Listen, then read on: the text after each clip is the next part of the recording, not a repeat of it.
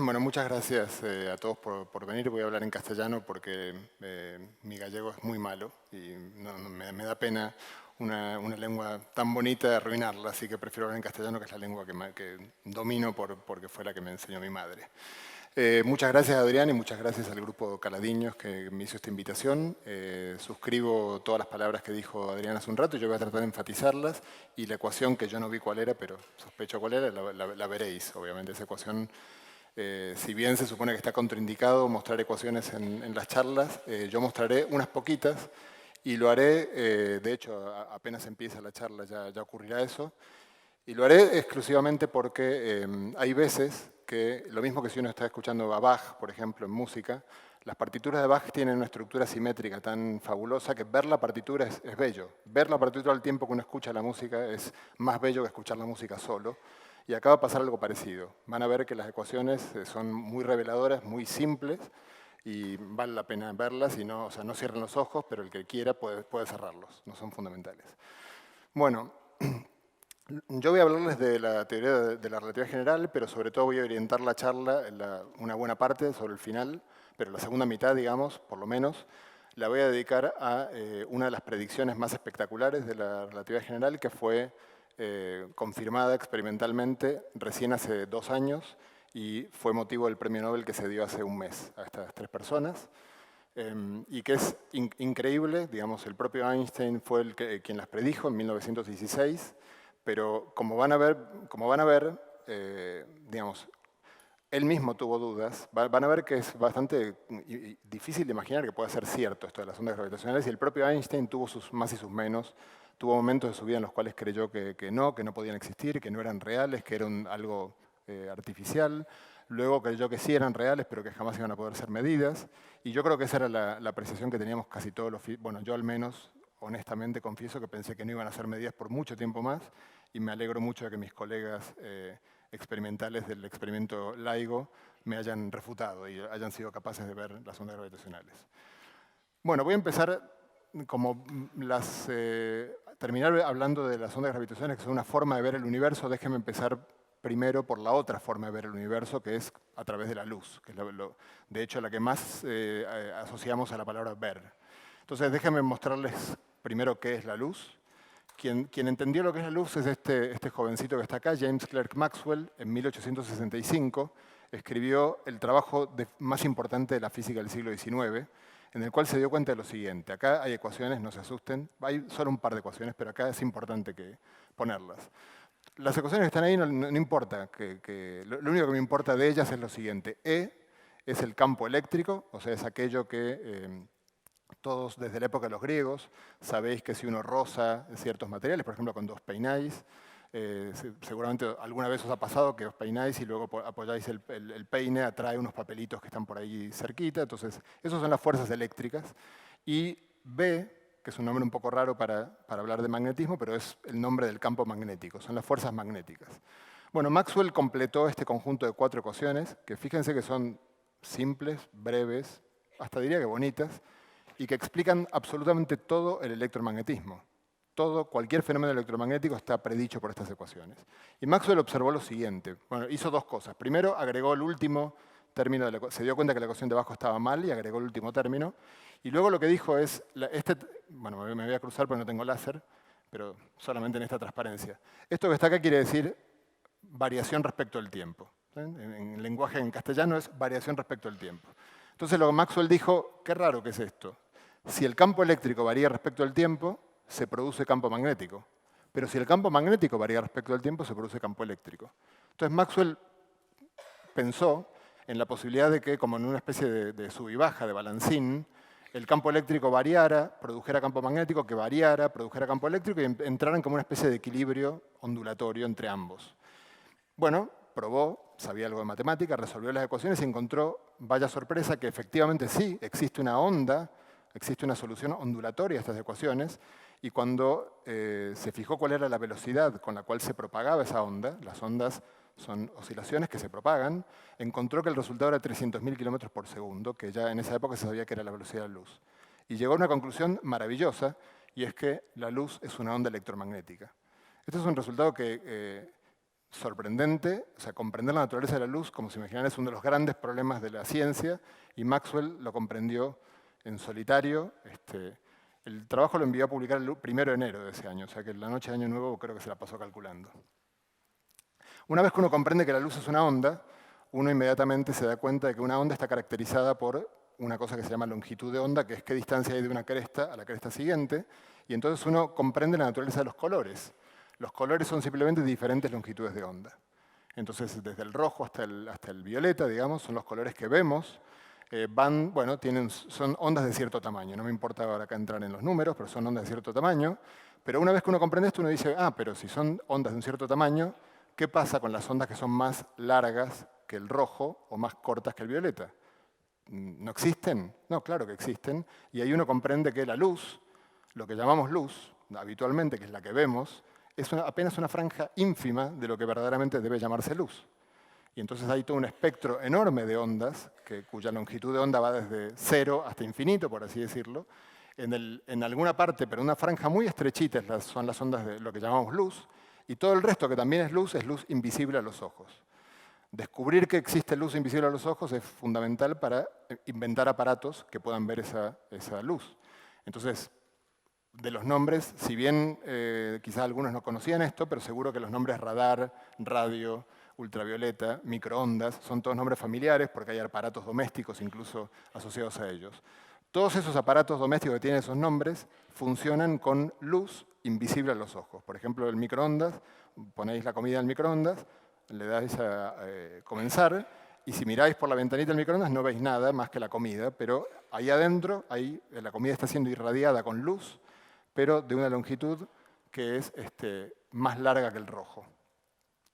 Muy bien, ya es hora de traer a nuestro personaje. Einstein se dio cuenta en 1905 de algo increíblemente simple, es increíble que nadie lo haya visto antes, porque habían pasado unos cuantos años, de 50 años, 40 años, perdón, desde Maxwell, que es que estas son las ecuaciones de vuelta de Maxwell, y Einstein dijo, ¿cómo puede ser que estas ecuaciones tengan una onda, me den una onda que se mueve a la velocidad de la luz? Piensen en lo siguiente, imagínense que yo estoy quieto y enciendo una linterna y digo, ¿a qué velocidad va la luz de la linterna? La mido, me pongo un laboratorio, la mido y veo 300.000 kilómetros por segundo, resuelvo las ecuaciones de Maxwell, no hace falta que las resuelva, ya lo hizo Maxwell, y digo, perfecto, me da el mismo número. Pero ahora me subo a un tren y hago el mismo experimento. ¿Quién me lo puede prohibir? Me subo a un tren, monto mi laboratorio en el tren, imagínense que el tren va muy rápido, tan rápido como quieran, incluso un tren que va casi a la velocidad de la luz. Imagínense que va a la velocidad de la luz, o un poquitito menos. Lo que uno esperaría es que si yo voy en un tren que va a la velocidad de la luz y yo enciendo la linterna para el lado contrario, la luz debería estar quieta, porque la luz debería querer ir para allá a la velocidad de la luz, pero está yendo para allá con el tren a la velocidad de la luz, por lo tanto debería estar quieta la luz. Esta es una idea que Einstein tuvo cuando era un niño, de hecho, y dijo, ¿cómo es la luz quieta? Obviamente es un concepto un poco absurdo, que la luz quieta no existe. Y Einstein dijo, pero qué extraño, porque si yo estoy en el tren, no importa a qué velocidad vaya el tren, y quiero ver a qué velocidad se mueve la luz, ¿qué hago? Resolver las ecuaciones de Maxwell. ¿Cuánto me va a dar? 300.000 kilómetros por segundo, que es lo único que puede dar esto.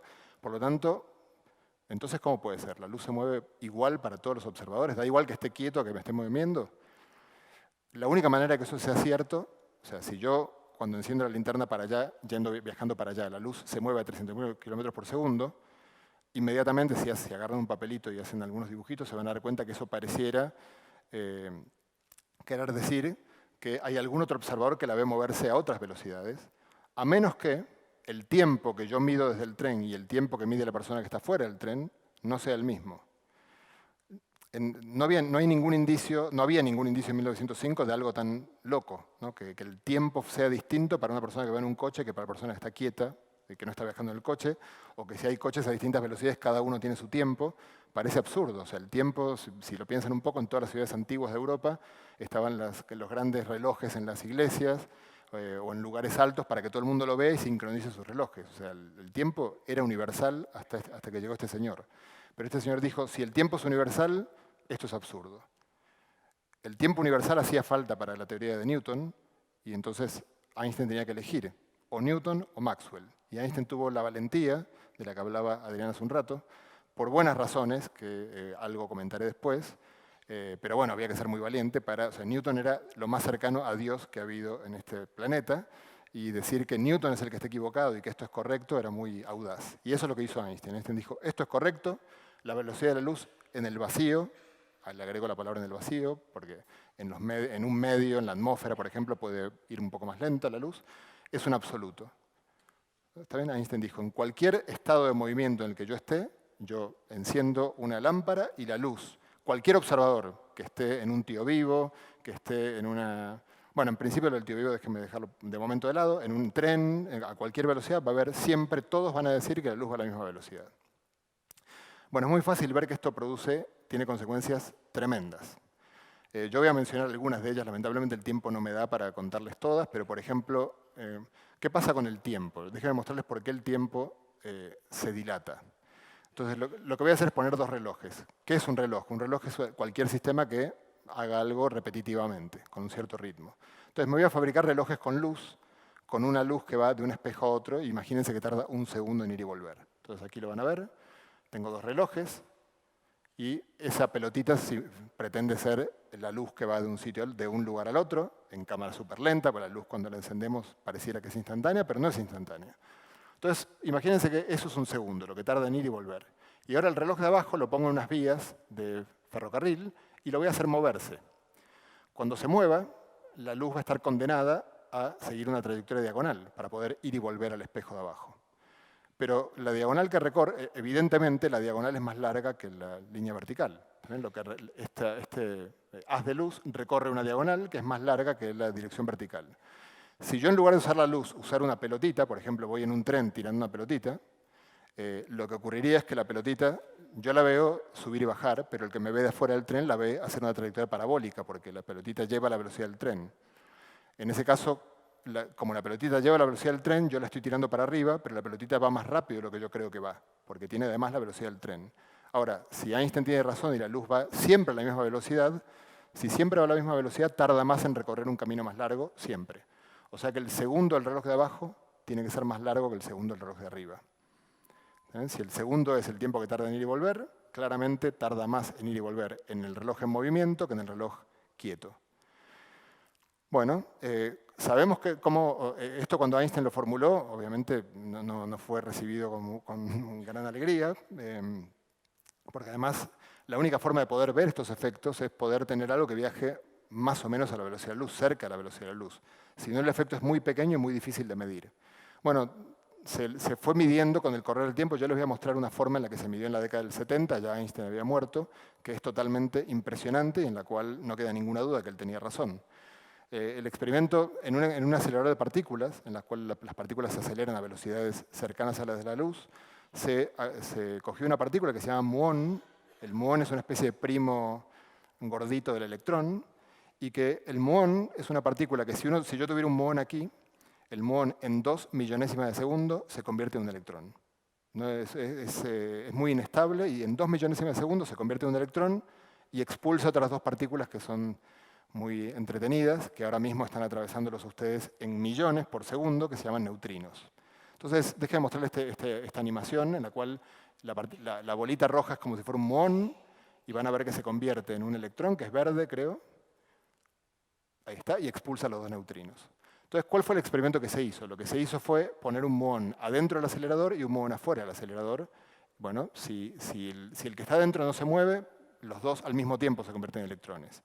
Cuando se puso a mover el que está adentro, cuando el de afuera se convirtió en electrón, el de adentro, estoy siendo súper simplificado, pero más o menos esto es lo que se vio, es que el de adentro parecía vivir más tiempo, parecía tardar más en convertirse en electrón. ¿Cuánto más? 30 veces más. El de afuera tardó 2 millones de segundos, el de adentro 64, o sea, en realidad 32 veces más. ¿Quiere decir que el de adentro vivió más? No. El de adentro también vivió 2 millonésimas de segundo, pero sus 2 millonésimas de segundo. Su reloj transcurre más lento que el de afuera. Bueno, esto ni hablar que a esta altura hay millones de experimentos en los cuales esto se ha comprobado hasta el hartazgo.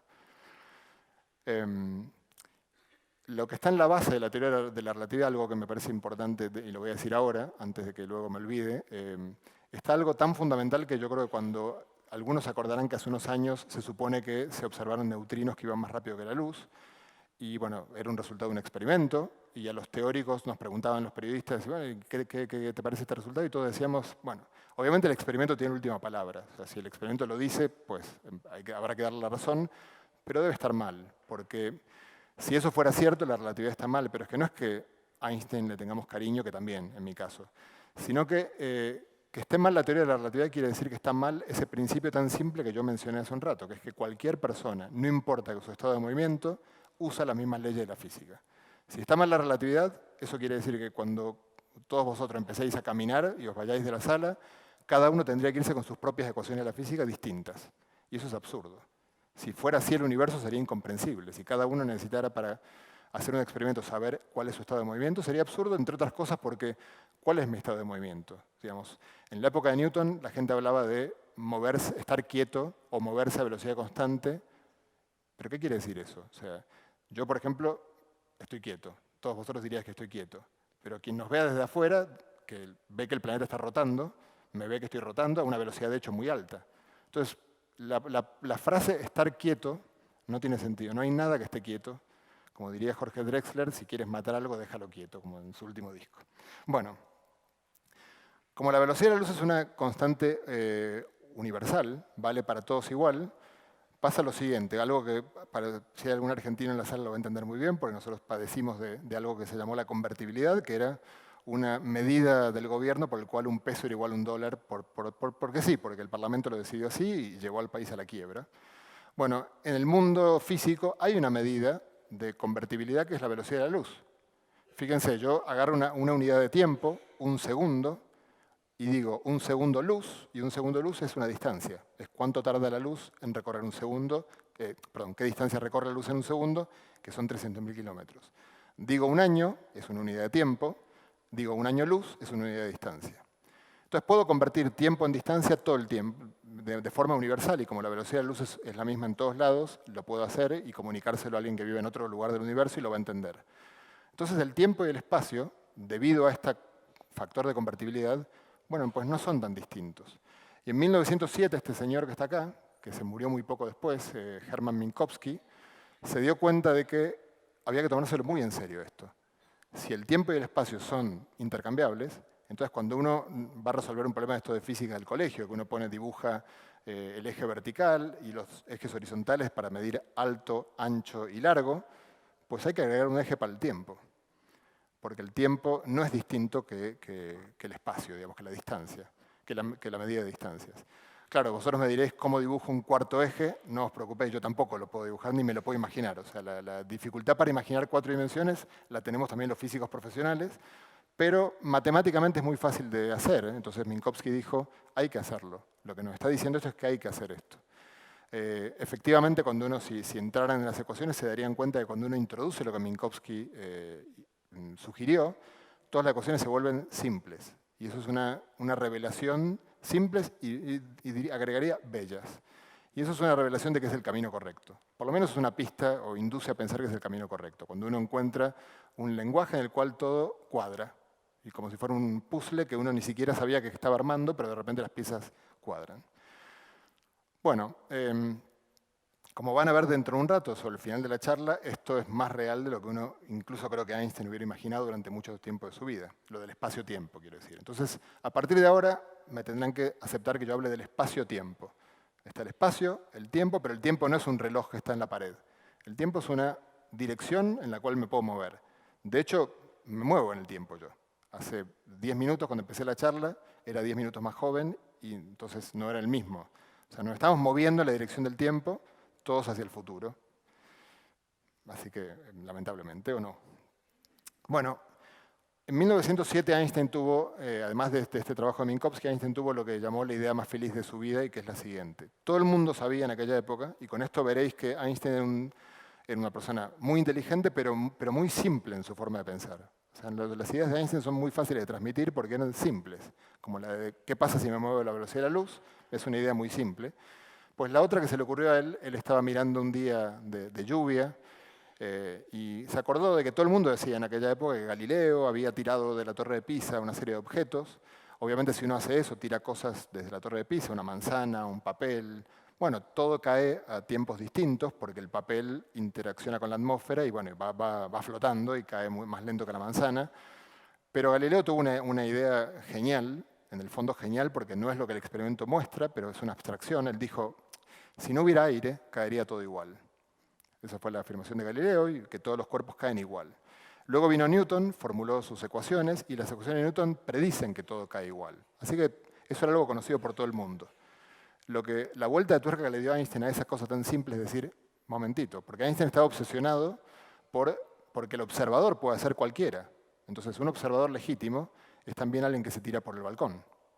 No puede ser que alguien que se tire por el balcón no valga como observador. No, él tiene que también ser capaz de describir una física coherente. Entonces Einstein dijo, qué raro, si yo me tiro por el balcón, supongamos que tengo unos cuantos pisos para tener tiempo de hablar con un colega que está abajo, y saco una manzana y la suelto, y tiene razón Galileo, la manzana va a caer junto conmigo. Por lo tanto, si yo no miro nada más que la manzana, yo voy a concluir que la manzana flota. Yo la voy a ver flotando y no la voy a ver caer. Entonces le voy a decir a mi colega que está abajo, increíble, me tiré por el balcón y no hay gravedad. Y el otro te le va a responder, no, hay gravedad, dentro de un ratito te vas a enterar tú y la manzana. Entonces, Einstein, digamos, se dio cuenta de que la gravedad y la aceleración algún vínculo tenían. Él llamó esto el principio de equivalencia y déjeme mostrarle este experimento hecho a lo grande. Acá no hay Photoshop ni ningún truco. Esto lo pueden ver, seguramente muchos lo vieron en internet. En un edificio enorme en Estados Unidos en el cual que se puede poner al vacío, hay que quitar el aire. Para hacer esto se tiró de una altura de muchos metros una pluma con una esfera enorme de plomo o de algún material muy pesado. Y aquí pueden comprobar que Galileo tenía razón. Caen exactamente igual. Esto es lo que Einstein llamó el principio de equivalencia. En realidad, lo que llamó Einstein el principio de equivalencia es lo que viene a continuación. Einstein dijo, si esto es así, entonces si una persona ve caer estas dos cosas al mismo tiempo, esa persona que está en la habitación no se enteraría de nada si yo hago lo siguiente. La mando al espacio exterior, la pongo en el espacio exterior en un cohete, y el cohete se acelera a 9,8 metros sobre segundo al cuadrado. Vosotros visteis la diferencia, pero si os ponéis en la persona que está dentro, no nota nada. Ve lo mismo, ve las dos esferas caer juntas. Entonces Einstein dijo, esta es la forma correcta de pensar la gravedad. Si yo quiero pensar qué pasa con la gravedad, me imagino un cohete en ausencia de gravedad y eso tiene que ser la respuesta correcta. Entonces, por ejemplo, me puedo preguntar, ¿curva la gravedad la luz? Y Einstein dijo, veamos, pongo una linterna, pongo un cohete, que es lo que dije que tengo que hacer, enciendo la linterna, obviamente hago la luz ir muy lenta en las animaciones para que se pueda ver algo, y a medida que la luz avanza hacia la derecha, el cohete avanza, por lo tanto la luz se curva. Entonces Einstein dijo, si esta idea me está diciendo que la luz se curva, eso quiere decir que en el planeta Tierra, donde hay gravedad, la luz se tiene que curvar. Si yo estuviera mirando desde la Tierra una estrella lejana y en el medio se pone el Sol, la luz se tiene que curvar cuando pasa cerca del Sol. Y entonces, fijaos en este dibujo, yo vería la estrella como si estuviera en B, en el punto B, porque yo cuando veo la luz de la estrella, veo el puntito de la estrella, concluyo que la estrella está en línea recta de donde viene ese puntito, pero yo en realidad vería venir la luz de un punto imaginario y la estrella en realidad no está ahí, sino que está en otro sitio cuando el Sol se pone en el medio. Esta idea, afortunadamente para Einstein y para la ciencia, había sido un poco olvidado en la época del principio del siglo XX, por lo menos por el público general, que la teoría de Newton también predice esto, por razones que no voy a comentar ahora, pero predice la mitad de este efecto. Pero la gente, yo creo que masivamente tenía en la cabeza que la teoría de Newton no predecía esto, entonces cuando se observó este efecto por primera vez, Einstein pasó a ser de la noche a la mañana una celebridad mundial como la conocemos hoy. Digamos, hubo un día en noviembre de 1919 que fue el día en el que Einstein pasó de ser un científico famoso en el mundo de la ciencia a una celebridad pública. Porque, por varias razones, el experimento que se hizo fue, claro, era necesario hacer un experimento con el Sol. Claro, pero el Sol no podemos ponerlo donde queremos, el Sol está donde él quiere estar. Y además tenemos un pequeño problema, si queremos ver las estrellas que están detrás del Sol, pues no las vemos porque el Sol no las va a velar, a menos que haya un eclipse.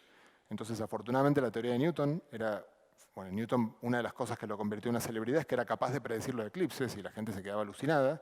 Bueno, se logró ver que iba a haber un eclipse de Sol en noviembre de 1919, que iba a tener máximos en Brasil y en África. Se mandó una delegación a Brasil y otra a África.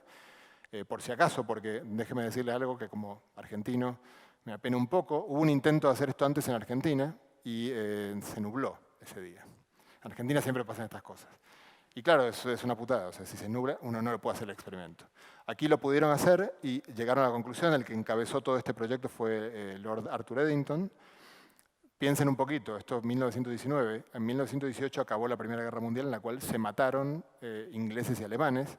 O sea, imagínense la simpatía pública que despertaba Lord Eddington, que iba a comprobar la teoría de un alemán, porque en aquella época Einstein todavía era alemán. Bueno, la comprobó, efectivamente, y Einstein pasó a ser una celebridad. Einstein se dio cuenta de lo siguiente, y yo creo que esto es muy fácil de entender. Sigamos con esta idea de que todo cae igual. En un campo gravitatorio todo cae igual. Si todo cae igual, ¿en qué otras circunstancias que uno se ponga a pensar todo ocurre igual? No sé, por ejemplo, si yo voy en tren de Santiago a La Coruña y dibujo en el mapa qué camino seguí, y luego vais cualquiera de vosotros y dibujáis el camino, ¿a qué es el mismo? Y diráis, pero claro, porque hay rieles. Ah, ya, vale. Y si yo subo una montaña por un camino de estos de trekking, en los cuales hay la senda que hay que seguir, y la hacéis vosotros, también. Cuando hay un camino marcado, todo el mundo sigue el mismo camino. Entonces Einstein dijo, aquí todo el mundo sigue el mismo camino, no habrá un camino marcado. ¿Un camino de qué? Y entonces Einstein tuvo esta idea increíble de que el espacio-tiempo de Minkowski quizás hay que tomárselo más en serio, y quizás el espacio-tiempo, imagínenselo, nadie se puede imaginar 4 dimensiones, 3 dimensiones sí que nos podemos imaginar, mirando alrededor, pero voy a necesitar que se imaginen 3 dimensiones curvas.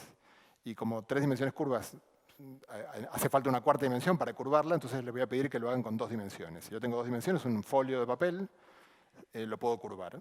Y si yo lo curvo, el folio de papel, haciendo surcos en él, y luego tiro pelotitas, las pelotitas van a seguir los surcos. Entonces Einstein dijo, esa es la gravitación. La gravitación es un espacio-tiempo curvo en el cual estrellas, planetas, cometas, quien esté en el universo, simplemente sigue una órbita. O sea, por ejemplo, la Tierra sigue una órbita elíptica en torno al Sol, pero si le preguntaran a la Tierra, y la Tierra hablara, la Tierra diría, no, ¿qué elíptica? Yo voy en línea recta. En el espacio-tiempo yo voy en línea recta. Igual que la persona que sube a la montaña. La persona que sube a la montaña va a jurar por todos que siempre fue en línea recta. Siguió el camino en línea recta. El que está afuera dice, claro, fuiste en línea recta, pero en un camino curvo. Entonces a Einstein se le ocurrió esta idea. Tenía un pequeño problema, que era la geometría de espacios curvos en 4 dimensiones. Es algo como, ahí ven que hay algo de matemática sofisticada. Él pensó, justo en ese momento tuvo la fortuna de que su amigo y compañero de estudios, Marcel Grossman, cuyo padre fue el que le consiguió el empleo en la oficina de patentes de Berna, que Einstein increíblemente no conseguía empleo, lo invitó a pasar un año con él. Él se había inclinado por las matemáticas y cuando Einstein lo vio le dijo, oye, tengo esta idea, pero claro, no existe la geometría de espacios curvos, la voy a tener que, no me siento con fuerzas para inventarla. Y Grossman le dijo, claro que existe, la inventó Riemann hace varias décadas, se le explicó y Einstein se puso a trabajar en ello. Perdón, me olvidé de pasar. La idea de Einstein entonces es que la gravedad es algo así, es como si acá tenemos el Sol y la Tierra, el Sol por su presencia curva esta sábana o este folio, yo antes lo dije con un folio, que tiene cierta elasticidad y entonces la Tierra orbita simplemente porque como si uno tomara una bolita y la tira en un elástico que está curvado. La bolita va a empezar a girar en torno al hueco del elástico. Bueno, Einstein aprendió la matemática que hacía falta y escribió estas ecuaciones que van a aparecer un par de veces. Y que miren si serán hermosas, que esto no es Photoshop tampoco, esto es un cementerio de trenes en Bolivia y hubo una persona que se tomó el trabajo de ir al cementerio de trenes y pintar sobre el lomo de una de las locomotoras las ecuaciones de Einstein. Einstein escribió estas ecuaciones que si tuvieran la pena de que no tengan la formación matemática es que no pueden disfrutar, como lo puedo hacer yo, de la belleza, aunque lo van a poder hacer en un ratito, ni tampoco de ver el argumento perfecto que lleva estas ecuaciones. O sea, es un argumento que cuando uno lo ve es conmovedor, porque es genial, genial. O sea, toda la cadena de argumentos que lleva que sea esta y no cualquier otra es genial. Bueno, Einstein llegó a estas ecuaciones y las presentó un 25 de noviembre de 1915 en la Academia de Ciencias Prusiana. Déjenme solamente decirle lo siguiente, lo que está a la izquierda, hay un signo igual ahí que lo ven, todo lo que está a la izquierda del signo igual, las R's y las G, con unas letras griegas raras, son curvatura del espacio-tiempo. Y lo que está a la derecha es todo el contenido de materia. O sea, si uno pone un sol, si yo estoy armándome un universo y pongo un sol aquí, entonces pongo T, esa T es, el sol es parte de T, y eso curva el espacio. Y ahora, si pongo la Tierra, con el Sol también, pero solamente para ilustrar la imagen de un planeta que gira en torno a otro cuerpo más masivo, si yo pongo la Tierra, también curva el espacio, por eso la Luna nos orbita, pero además se mueve según la curvatura que el espacio tenga en donde ella esté. Voy a volver a esto en un segundito. Einstein, en la semana anterior, todos los jueves del noviembre de 1915 fue a la Academia de Ciencias Prusiana y cada jueves son 4 momentos estelares de la historia de la humanidad.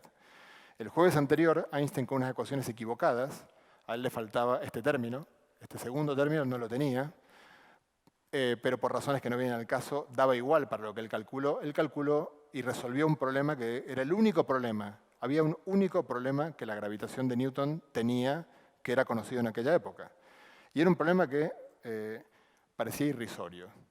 Cuando uno miraba la órbita de Mercurio, y esto lo identificó un señor llamado, un astrónomo francés que se llama Urbain Le Verrier en el siglo XIX, Mercurio da la vuelta alrededor del Sol describiendo una elipse, pero cuando llega al punto en el cual debería cerrar la elipse, lo que se llama el perihelio, el punto más cercano al Sol, no llega al mismo sitio. Llega 308 kilómetros más adelante de lo que debería llegar.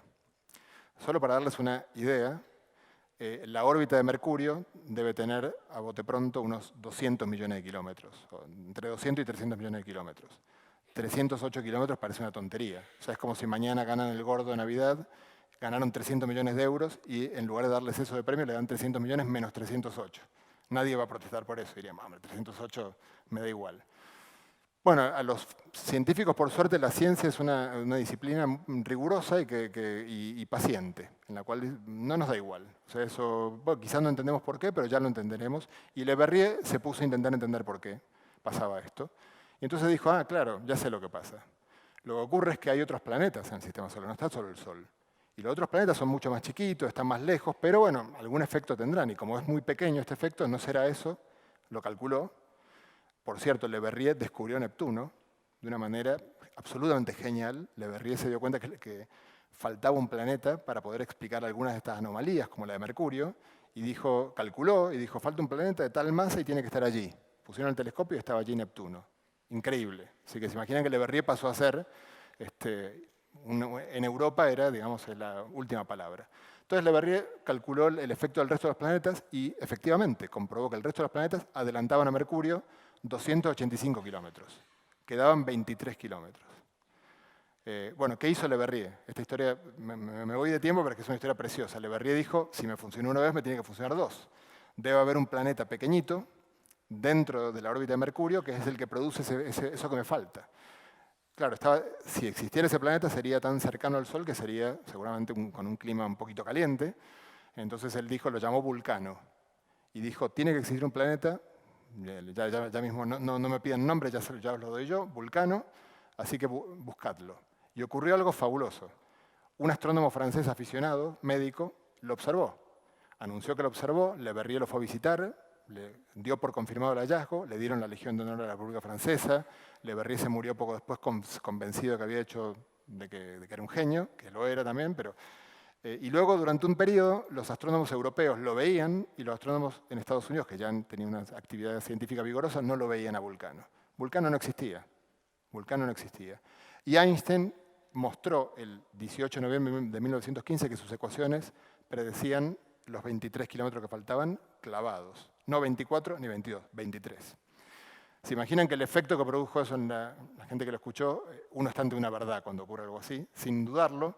Y una de las personas que estaba en ese auditorio era el astrónomo más importante de Alemania, que en aquel momento estaba en el frente de guerra, en el frente ruso, en la Primera Guerra Mundial, y que había pedido una licencia para ir a escuchar al doctor Einstein en Prusia. Ese señor se llamaba Karl Schwarzschild, volvió al frente de guerra, resolvió las ecuaciones de Einstein y encontró lo que se llama hoy la solución de Schwarzschild, que muchas décadas después hemos comprendido que es la solución que representa a un agujero negro, que será el bicho que aparecerá dentro de un ratito en la charla. Yo empecé 8:30, pero voy muy mal de tiempo. Bueno, voy a omitir entonces, disculpa, pero quiero llegar a otra cosa, voy a omitir esto, que son los efectos sobre el tiempo que tiene la relatividad general, perdón, Sé que es horrible esto cuando uno le muestran cosas que suenan bonitas y no las cuenta, pero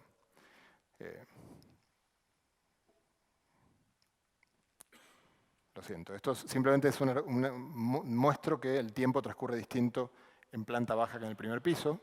Y de hecho, simplemente esto es el resumen. El GPS es un sistema en el cual esto está puesto a prueba. Digamos. El GPS es una triangulación en la que se triangula la posición de algo en la Tierra con satélites. Los satélites están mucho más lejos del centro de la Tierra que nosotros, por razones obvias, pues están arriba.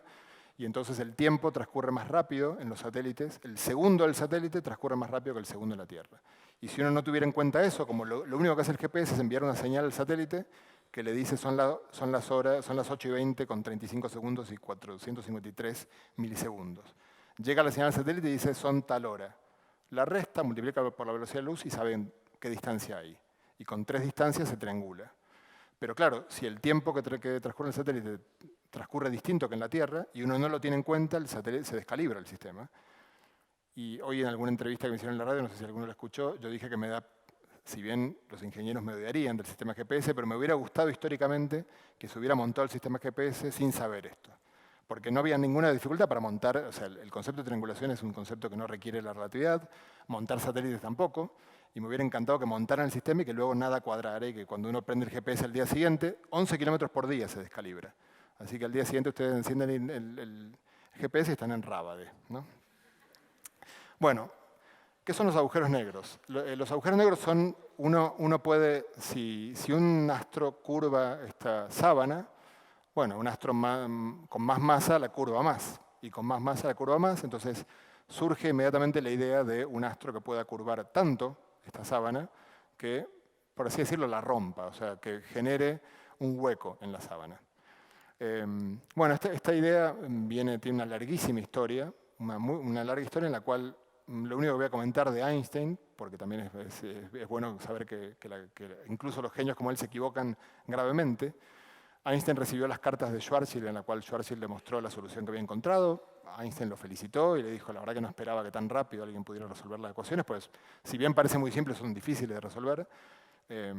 Pero luego se empezó a ver una serie de patologías en la solución de Schwarzschild que parecían una mala solución. O sea, parecía incluso que la teoría debía estar mal porque no puede ser que esa sea la solución de la teoría. Recién en el año 39 hubo Oppenheimer, que luego fue padre de la bomba atómica, con 2 colaboradores en 2 trabajos distintos, se dio cuenta de que una estrella que colapsa produciría la solución de Schwarzschild. Oppenheimer publicó esto en 2 trabajos, y en el medio de estos 2 trabajos, Einstein publicó un trabajo totalmente desconocido, por buenas razones, en el cual demostró matemáticamente que la solución de Schwarzschild no se puede alcanzar nunca por ningún proceso físico. O sea, no solo Einstein metió la pata hasta las cejas, además lo hizo en su teoría y además lo hizo justo en el medio de 2 trabajos que mostraban exactamente lo contrario y que son correctos. Bueno, ¿qué es lo que ocurre cuando una estrella colapsa y tiene una cierta masa? No voy a entrar en los detalles. La estrella, ¿por qué colapsa la estrella? Porque una estrella tiene un tamaño enorme, porque tiene un gas que está continuamente ahí, reacciones de fusión nuclear. Eso produce explosiones que empujan para afuera. Y la gravedad tira para adentro. Pero en algún momento se acaba el combustible, cuando se acaba el combustible no hay nadie que tire para afuera, todo cae para adentro, y si la masa es muy grande, cae con tanta violencia para adentro que termina ocurriendo esto. Toda la materia se mete en el interior de una esfera de un tamaño tan pequeño que desgarra la sábana. Déjenme contarlo así porque no voy a entrar mucho en agujeros negros. Y lo que uno vería es un disco negro en el cielo. ¿Qué quiere decir que es negro? Que si alguien estaba ahí y cayó ahí adentro y enciende una linterna, la luz de la linterna, que viaja a 300.000 km por segundo, no le alcanza esa velocidad para salir del agujero. Digamos, es como cuando la imagen más sencilla para pensar en esto es una cascada, cuando uno está en las cataratas del Niágara.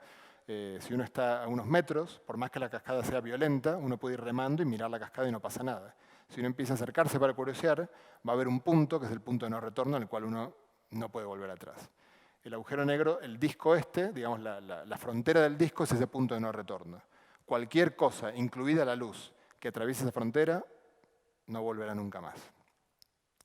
Bueno, esto como les digo, yo les estoy contando sin anestesia y en forma rápida, algo que llevó décadas entender y aceptar. De hecho, quien le puso el nombre agujero negro a esto fue John Archibald Wheeler en 1967. Ya Einstein había muerto hacía 12 años. Y todavía no ha habido ningún premio Nobel dedicado específicamente a algo que tenga la palabra agujero negro en el premio Nobel. O sea que la Academia Sueca parece hacerse los suecos en este tema. A pesar de que tenemos evidencias muy fuertes, por ejemplo esta que les voy a mostrar aquí, que si bien es una película de animación, está hecha con datos reales. Hace unos 25 años que tenemos telescopios que apuntan al centro de la Vía Láctea y observan con mucho cuidado unas 200 estrellas que están cerca de lo que parece ser el centro de la Vía Láctea. Ahí las tenéis, ¿no? Estas son imágenes simuladas, pero si veis las imágenes reales del telescopio, son lo mismo pero más ruidoso, como más, esto se ve más bonito. Bueno, entonces cuando uno mira todas las órbitas son todas elipses, como dice tanto la teoría de Newton como la de Einstein. Y bueno, lo que dicen ambas teorías es que aquello que produce esta órbita, o sea, el equivalente al Sol para estas órbitas, está en el foco de la elipse. Entonces uno mira el foco de la elipse, hay una estrella, la que se llama S2, que tarda menos de 16 años en dar la vuelta a su órbita, y como se llevan 25 años mirándola, ya se la vio dar la órbita completa. Cuando uno mira el punto en el que está el foco, no se ve nada. No hay nada que emita luz allí. Uno dice, bueno, qué raro, porque normalmente todos los objetos grandes del universo, masivos, son estrellas que están emitiendo luz porque tienen una actividad nuclear en su interior. Bueno, qué raro que no emita luz, pero con la órbita, esto de hecho es un ejercicio que podéis hacer en la ESO, podéis calcular qué masa tiene lo que está allí, que yo puse en un círculo blanco. El círculo blanco es para mostrar que no hay nada. Cuando calculo la masa, uno se queda helado. Esta es la masa. 4.250.000 veces la masa del Sol. Bueno, uno cuando ve este es el momento en que deberían decir, oh, ¿por qué? No, porque es increíble. Uno ya se acostumbra, lamentablemente como físico profesional, uno se acostumbra a ver estos números, y este es un agujero negro moderado, digamos. No es hay agujeros negros que son 1000 veces más masivos que este, pero es impresionante. O sea, nos hace sentir muy pequeñitos, ¿no? Porque si ya nos sentimos pequeños sabiendo del tamaño que tiene el Sol y que la Tierra cabe en una sola llamarada del Sol, bueno, pues imagínense esto. Lo peor es que en este caso además uno tiene 200 estrellas, con lo cual todas las demás tardan más en dar la vuelta, o sea que uno tiene fragmentos de elipses, pero no cuesta mucho completar la elipse y ver que todas tienen el foco al mismo sitio, que es en el que no se ve nada y tiene una masa como esa, y eso es como si de repente viniera aquí alguien a 4 patas que ladra, con orejas, no sé qué, es un perro. O sea, esto es un agujero negro. Bueno, hay algunas características del agujero negro que no las voy a comentar. Este agujero negro, según Hawking, debería tener una cierta temperatura, o sea que debería emitir un fulgor por la temperatura que tiene, pero si uno lo calcula con las ecuaciones, esto no es algo que uno haga para justificar que uno no lo ve, sino que es algo que honestamente la teoría dice que la temperatura es ridícula, algo así como 1/billonésima de la temperatura del universo, que es casi cero.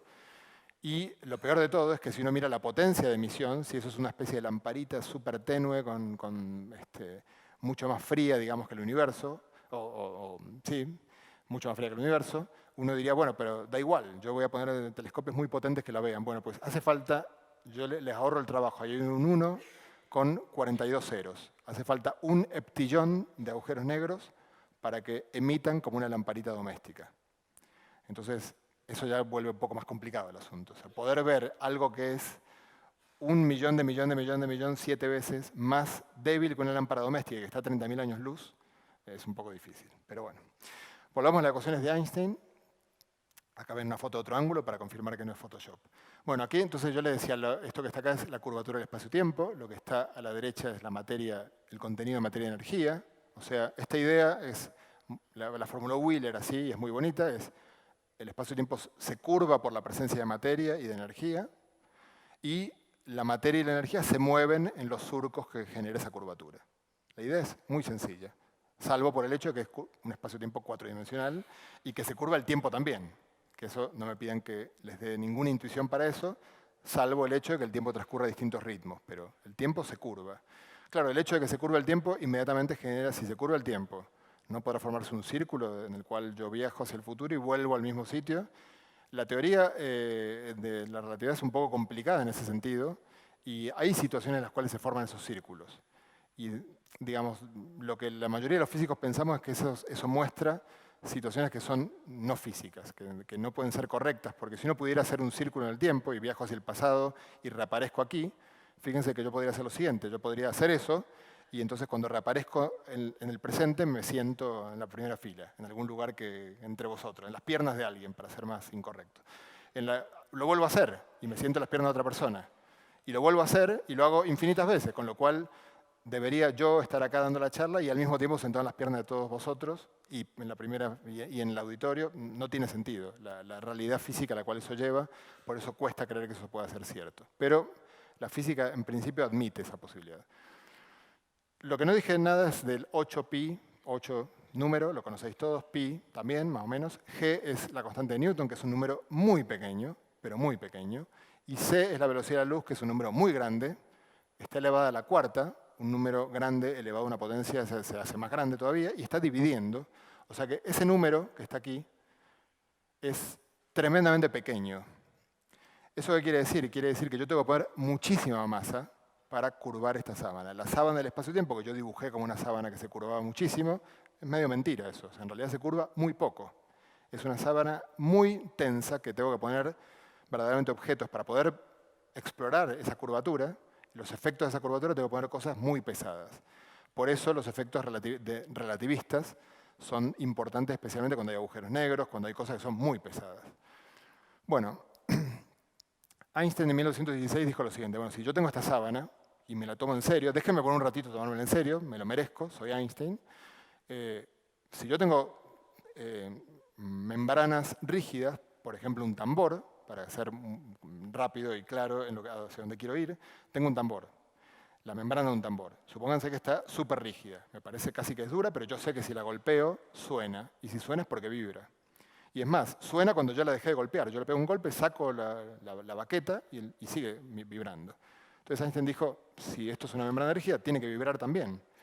Claro, para que pueda vibrar, va a vibrar cuando grandes masas se muevan, estén aceleradas. Y claro, ¿cuánto? Va a vibrar muy poco porque tiene ese numerito delante muy chiquitito. Entonces, claro, si yo digo, a ver, voy a tratar de ver cómo vibra el espacio-tiempo cuando yo muevo la mano, vibra el espacio-tiempo, pero vibra a una cantidad que es absolutamente ridícula. Y ahora van a ver cuán ridícula es. Entonces, pero bueno, Einstein resolvió estas ecuaciones, mostró que, al igual que Maxwell, tiene una solución de onda y planteó la posibilidad de que existieran ondas gravitatorias o gravitacionales. Eso quiere decir ondas del espacio-tiempo. Fíjense que si uno dice, un momentito, hasta ahí no te acompaño.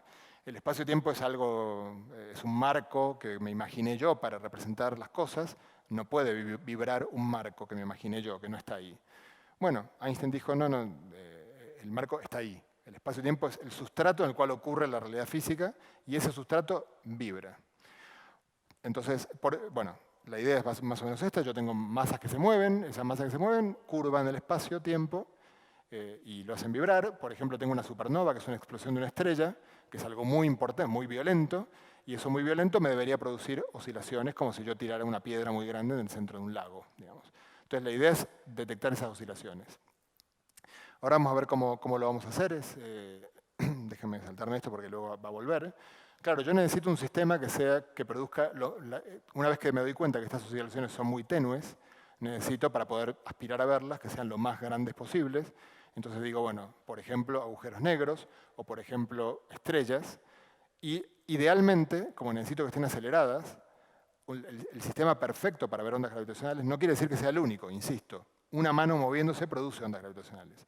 Pero un sistema que produzca ondas que se puedan ver, por ejemplo, es un sistema de dos cosas muy pesadas que orbitan una en torno a la otra porque se está cayendo una sobre la otra. Entonces, durante un tiempo están girando, curvan el espacio-tiempo como lo veis aquí, y la idea sería poder detectar estas vibraciones del espacio y del tiempo. Para lo que voy a contar aquí, déjenme contarles una cosa. Yo les mostré esta imagen de una estrella que explota y forma un agujero negro, que implota. Si la estrella tiene una masa de 1 o 2 masas solares, no pasa esto. Lo que ocurre es que la materia, cuando colapsa, se queda formando una esfera de neutrones. Neutrones son las partículas que están en el núcleo, con una densidad que es igual que la del núcleo. O sea, esto tiene 10 kilómetros de diámetro, es el tamaño de Lugo, digamos, y pesa 2 soles.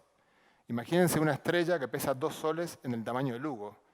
Tiene una densidad tal que si uno agarrara una cucharilla, digamos, y cogiera una cucharilla de esa cucharilla pesaría 1000 millones de toneladas.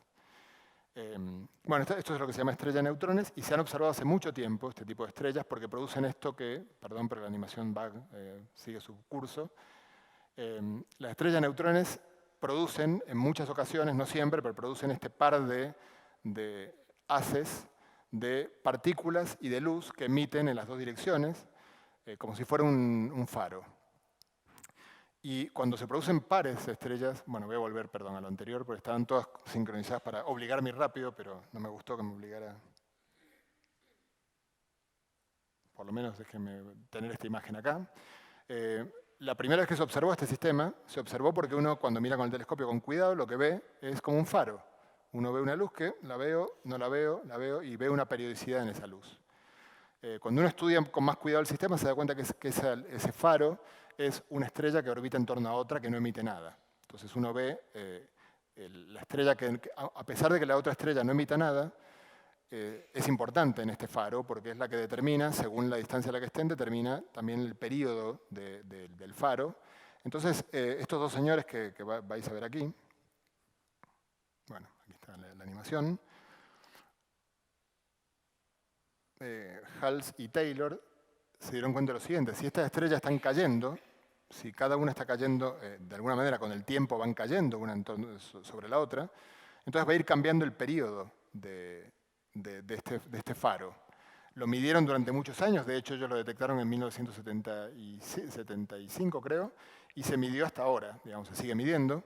Y lo que uno ve es que el periodo del faro, ahí veis los puntos son los datos experimentales, es cada vez menor, va cayendo, sigue una curva. Entonces lo que hicieron Hulse y Taylor fue decir, ¿cómo hago para hacer un cálculo teórico que me prediga esa curva? Ah, ya lo sé. Si tiene razón Einstein, cuando la estrella está rotando, emite ondas gravitacionales. Una onda emitida se lleva energía. La onda lleva energía. Digamos, si vais a la playa y viene una ola, bueno, si uno viene un tsunami, seguro que con un tsunami no tenéis ninguna duda que lleva energía. Un tsunami destruye una ciudad, eso es energía que convierte en movimiento o en destrucción. Bueno, una onda más pequeña tiene menos energía, pero también tiene energía, entonces una onda emitida por el sistema le quita energía al sistema. Si le quita energía al sistema, las estrellas van cayendo. Entonces calcularon cuánta energía perderían la estrella binaria por pérdida de ondas gravitacionales. Hicieron el cálculo, la curva que obtuvieron es la curva que veis allí, y que se clava en todos los puntos como si fuera un piercing. Perfecto. Y esa es la predicción de la relatividad general, la que ellos calcularon. Por eso mucha gente dice que desde los 70 que ya se vieron las ondas gravitacionales. Se vieron en forma indirecta, porque acá no se vieron las ondas gravitacionales, sino que se vio que la pérdida de energía por ondas gravitacionales predice perfecto lo que se observa. Claro, los físicos somos más quisquillosos que eso y queremos ver las ondas gravitacionales directo. Yo no quiero que ver la ciudad destruida por el tsunami. Quiero ver el tsunami destruyéndola, si no, no me convenzo. Entonces empezó, pero estaba esta idea de que no se sabía muy bien si eso era posible, porque en el fondo el efecto es muy pequeño. El primero que intentó esto fue este señor que veis aquí, Joe Weber, que la verdad que, digamos, su historia terminó muy mal porque pasó de la gloria al ostracismo, porque él aseguró haberlas visto, publicó una serie de papers con los cuales a tal punto que una de las misiones Apolo llevó uno de los aparatos que él construyó a la Luna para verificar lo mismo desde la Luna, y luego resultó que nadie más lo veía y terminó entonces siendo tomado como un fraude, digamos, aunque no está muy claro que él no haya actuado honestamente. Él lo que intentó fue ver, claro, cómo se vería una onda gravitacional. Una onda gravitacional lo que hace es estirar el espacio, si viaja para allá, estira el espacio en esta dirección y lo contrae en la perpendicular y viceversa. Va haciendo ese movimiento. Pero claro, si ahora mismo pasa una onda por aquí y en los 2 metros que me separan de ti se convierten en 2,5 metros, exagerémoslo mucho, pero si todo cambia a 2,5 metros, si ese factor de cambio de distancia, de tamaños, se aplica para todo, yo no me voy a dar cuenta, porque cuando saque 1 metro para medir la distancia, el metro también se va a ver estirado. Entonces, es delicado ver cómo uno hace para darse cuenta. Y la clave, eso se dio cuenta Weber, está en comparar distancias en las 2 direcciones perpendiculares. Porque si una se estira y la otra se acorta, ya no existe más eso de que yo si uso el metro, de alguna lado me voy a dar cuenta. Entonces Weber lo intentó hacer con un efecto que se llama efecto piezoeléctrico, no consiguió nada, pero esta es una cosa que ocurre mucho en la historia, en la ciencia, es muy bonita. Aunque él fracasó, la gente que empezó con el experimento LIGO empezó como discípulos de Weber, y Weber sembró la semilla de la duda. Digamos, si bien fracasó, él le dejó a la gente en la cabeza, oye, ¿no será posible esto? Bueno, ¿cuál es la idea del LIGO? Y voy a ir rápido en esto. La idea del LIGO es, bueno, me construyo una L enorme de 4 kilómetros cada brazo de la L, perfectamente perpendicular los dos brazos. En el interior de esa L hay una especie de túnel totalmente al vacío, se saca todo el aire que hay ahí adentro. Y luego lo que se hace es emitir un láser. Obviamente, técnicamente es complicadísimo esto, pero explico todos los problemas técnicos, lo resolvió, por eso tardaron 30 años en hacerlo y 1000 personas. El láser se divide en dos, van hasta un espejo, regresan, y si nada ocurre, está diseñado para que regresen en contrafase. ¿Se acuerdan que la luz es una onda? Entonces, lo que hace es que cuando la luz que viene de uno de los brazos de la L viene arriba, la otra viene abajo y se anulan. Entonces, si uno girara la cámara, señor director, gira la cámara, se vería en la pantalla en la cual se vuelven a juntar las luces, se vería oscuro. Si nada pasa, se vería oscuro. Si se ve alguna claridad, quiere decir que alguno de los brazos se estiró o se contrajo respecto del otro. La idea era medir esto, pero claro, ¿qué tamaño de efecto esperamos ver? Bueno, cuando uno hace los cálculos, uno encuentra algo que es lo que a mí como físico me hacía pensar que esto era imposible, y es que lo que uno espera, si uno ve dos agujeros negros que se fusionan, uno esperaría ver que estas dos distancias, una se contraiga respecto a la otra, ¿cuánto? Bueno, 1/1000 del diámetro de un protón. Y uno diría, eso es imposible de medir, es imposible de medir, el espejo está hecho de átomos. Cualquier átomo del espejo es mucho más grande que eso. Y además, para colmo, aunque lo enfríe, alguna temperatura tiene, por lo tanto, la temperatura es vibración de los átomos. Entonces yo quiero medir algo que es 1/1000 de un protón cuando el espejo tiene átomos que son, no sé, 100.000 veces más grandes y que además están moviéndose. ¿Cómo hago para medir eso? Bueno, esta gente es muy lista y fue capaz de, aunque no lo crean, y yo no lo creía, o sea, el escepticismo de la comunidad científica es grande, o sea que no es fácil que nos convenzan de que han medido algo así, pero los voy a convencer rápidamente de que midieron algo así. Claro, ¿cómo hago para saber? Porque los espejos obviamente van a vibrar por la temperatura, porque hay alguien que... esto se hizo en Luisiana y en el estado de Washington. Va a haber algún leñador que cortó un árbol, el árbol cayó, hizo vibrar el terreno, alguien estornudó. O sea, cualquier efecto de eso es tan pequeño lo que uno quiere medir que todos esos efectos contribuyen y hay que eliminarlos. Los sismos. Todo el tiempo en la Tierra hay microterremotos en sitios y eso se vibran los espejos. Bueno, fueron capaces de aislar todo eso y sobre todo con una idea muy astuta, pusieron dos detectores iguales. Entonces la idea es la siguiente, si pasa una onda gravitacional, estos están a 3000 kilómetros, si la onda viaja en línea recta, la teoría dice que la onda gravitacional va a la velocidad de la luz, ese camino lo recorrería en 10 nanosegundos. Entonces 10 milisegundos, perdón. Entonces lo que uno hace para observar es, uno intenta observar patrones de vibración de los espejos que ocurran aquí y ahí con 10 o menos milisegundos de diferencia. Entonces la ventana en lo que uno está queriendo mirar es mucho más concreta de lo que uno esperaría. O sea, me da igual que el espejo esté haciendo como si fuera un electrocardiograma, esté todo el tiempo vibrando. Yo no me importa mucho eso, porque lo que yo quiero mirar es una vibración de un espejo y otra del otro espejo que sean idénticas y que transcurran en esa pequeñísima ventana de tiempo. Bueno, hace un par de años, todos quizás recuerden, se anunció que el 14 de septiembre de 1915, por primera vez, estaba todavía en prueba el aparato y un becario en Alemania, este sistema tiene un sistema automático que avisa que algo pasó y este chico a la madrugada encontró que le saltó el sistema y dijo, ¿qué hago? Ahora, era un descubrimiento de premio Nobel, llamó a su tutor de tesis que le dijo ¿qué hago? ¿Llamo a los que ganaron el premio Nobel? Por supuesto, llámalos, claro, con la diferencia horaria era la madrugada y el tutor le dijo, no te preocupes que no se van a ofender de que los llames para avisarle esto. Bueno, se observó, ¿qué es lo que se observó? Este es el paper que se publicó y lo que se observó es esto, dos agujeros negros que se fusionaron. Y entonces, como van a ver acá, lo que se observó fue el último tramo de esas oscilaciones y luego la onda que sale despedida. Esta es una animación más chula que hicieron ellos. Esto no se vio, porque en realidad para poder ver esto, como mínimo habría que saber exactamente dónde ocurrió, y cuando llega la onda gravitacional, en principio ya esto ocurrió, o sea, ya la luz también ya pasó, entonces, además el agujero negro no lo ve, lo que vería es la deformación que produce el agujero negro en las estrellas que están detrás. Bueno, cuando se terminan de fusionar, se emite el máximo de radiación, esa radiación empieza a viajar por el universo a la velocidad de la luz, y una de las cosas buenas es que como este numerito que iba adelante en las ecuaciones de Einstein es tan pequeño, que esto atraviesa todo, casi sin modificarse. Eso tiene la parte mala de que es difícil de detectar porque nos atraviesa también a nosotros, pero tiene la parte buena de que por muy lejos que venga, va a llegar hasta la Tierra, no se va a quedar en el camino porque algo lo absorbió. Bueno, les voy a mostrar, no sé si se alcanzará a escuchar aquí el sonido. Esta es la señal que se observó en los dos observatorios, ahí escuchan un poco. No es sonido lo que se observa, no es sonido, pero acá lo convirtieron en sonido en particular porque la frecuencia de esta oscilación, si fuera una onda sonora, sería audible. Como sabéis, el oído humano tampoco escucha toda la frecuencia, escucha un rango de frecuencias, y justo esta sería audible y produciría lo que llaman el chirp. ¿Cuánto dura ese chirp? 0,2 segundos.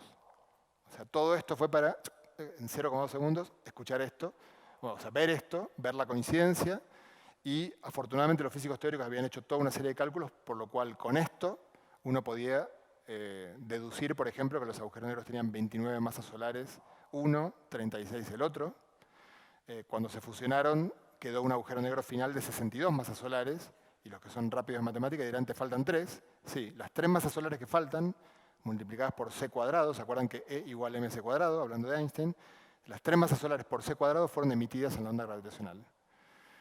La intensidad de esa emisión, la potencia de esa emisión, fue aproximadamente 50 veces la potencia de la emisión lumínica del universo completo.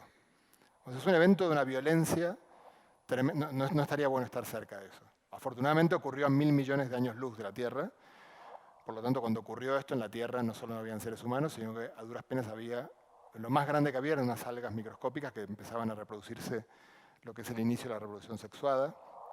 Y es muy bonito imaginar que mientras la onda viajaba, en la Tierra se produjo toda la evolución de las especies, hasta llegar a estos monos con capacidad de desarrollar un instrumento que capturó justo a tiempo la onda que pasaba. Bueno, por supuesto que no es la única onda gravitacional, se detectó una segunda onda poco después, luego una tercera onda, cada una con sus características. Todo esto, cuando se detectó la segunda y la tercera, son importantes, porque si hubiera sido una sola, todos dudaríamos muchísimo de este resultado, pero resulta que esto funciona, que se empieza a detectar más. Se puso a funcionar una tercera L en Italia, en Pisa, Virgo, que es un poco menos sensible que las otras dos, y se detectó por primera vez una onda con las 3 Ls, hace muy poquito, el año pasado, en agosto, el 14 de agosto del año pasado. Lo bueno es que con las 3 Ls se triangula mejor. Entonces, para saber de dónde viene, dónde se produjo esto, se puede detectar con mucha, digamos, de hecho acá si alguien lee lo que dice ahí, se redujo en 20 veces la incertidumbre en la localización de este evento. Pero lo que quiero hablar en los últimos 3 minutos, rápido, no voy a cumplir, pero bueno, es esto que pensaba hablar 20 minutos, que es, fíjense que esta gente el 14 de agosto detectó esto que les dije antes, pero lo anunció como 2 meses después, porque hay que hacer todos los análisis de datos, comprobar que está todo bien, y se hace el anuncio en conferencia de prensa.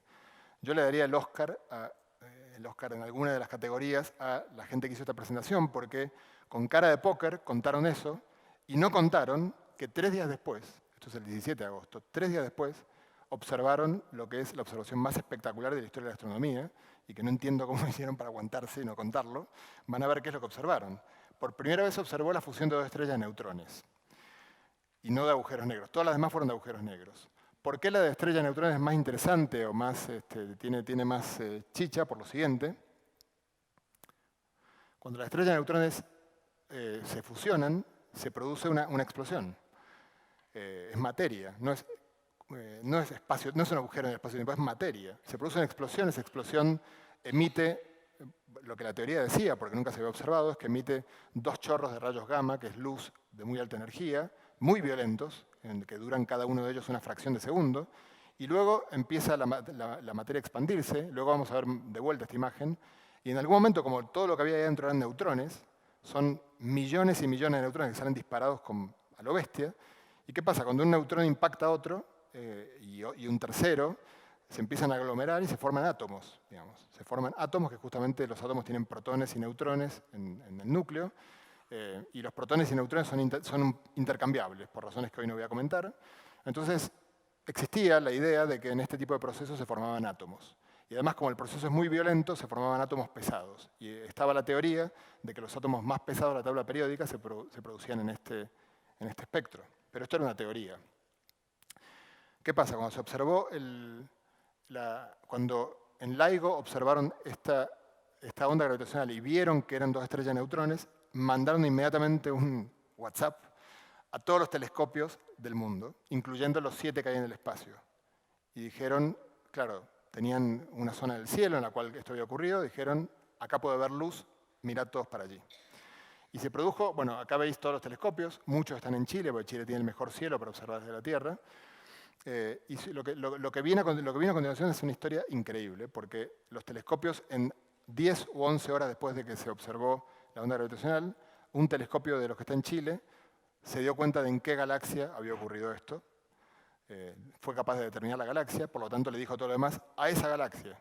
Entonces todo el resto de los telescopios que ven en luz visible, en infrarrojo, en rayos X, o sea, toda la luz, la que ven nuestros ojos y mucha otra, miraron para allá durante el siguiente mes y vieron, como si uno viera todo lo que va ocurriendo paso a paso en este proceso que era especulativo hasta ahora. Es el equivalente, imagínense, a que un paleontólogo, después de estar toda su vida recopilando fósiles, de repente ve un dinosaurio nacer, vivir y morir. Y comprueba todas las ideas que tenía sobre cómo era verdaderamente el dinosaurio, no fosilizado, sino en vida. Por acá se pudo ver completo el proceso. En particular, para darles una idea, se pudo observar, cuando se descompuso la luz que venía de esta explosión, se pudo observar que efectivamente esa luz descompuesta revelaba oro, platino y todos los elementos de la tabla periódica que están en la parte final de la tabla periódica. De hecho, para darles una idea, y esto supongo que cuando Trump se enteró de esto, supongo que se cabreó, porque aparentemente unas 10 masas terrestres de oro y platino se formaron aquí. Y supongo que Trump dijo, pero ¿cómo no los habéis traído aquí? Bueno, esto ocurrió a 130 millones de años luz de la Tierra, es un poco lejos. Se formó átomos pesados en unas 10.000 masas terrestres. Fíjense que es bellísima en este tipo de eventos, que en el fondo son súper violentos, es una explosión súper violenta, expulsa todos estos elementos pesados hacia el universo, como si fuera como cuando las plantas polinizan tirando el polen para el aire y que caiga donde tenga que caer. Bueno, si alguien tiene algo de oro ahora mismo, que sepa y que disfrute del hecho de saber de que ese oro salió de una fusión de estrellas de neutrones como esta que se observó por primera vez. Y lo sabemos ahora con certeza, porque lo hemos visto. Bueno, voy a ir simplificando. Acá tienen varias de las cosas que dije rápidamente. Déjenme saltármelas. Uno de los detalles muy bonitos de la ubicación de dónde ocurrió esto es que Virgo no vio nada. Virgo no vio nada, Virgo es un poco menos sensible, pero alguien tuvo la genial idea de decir, oye, si Virgo no vio nada, quizás es por lo que van a ver a continuación. No, bueno, estaba aquí. A ver, si una onda gravitacional entra a 45 grados de la L, uno no va a ver nada porque los dos brazos se van a contraer y dilatar simultáneamente. Entonces hay un ángulo ciego.